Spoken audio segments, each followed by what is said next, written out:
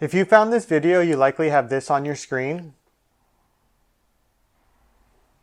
And you've probably just seen error 100 when you failed an update on iTunes. So here we can see the error code 100. I use 3utools, but you'll likely have used iTunes. Either way, the error code will be the same. You'll be happy to hear this is a very easy problem to fix. Just take your phone and plug it into your computer and do another update.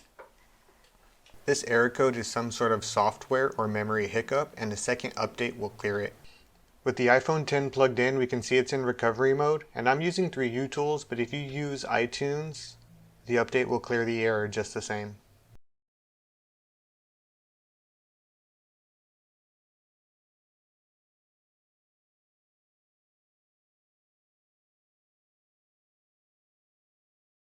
Once the update is finished, it's going to boot to the swipe up to recover screen.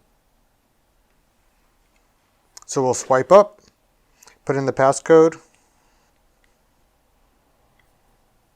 and it's going to give one more loading bar. Once it finishes this loading bar, your iPhone will be working normally and all your data will be there.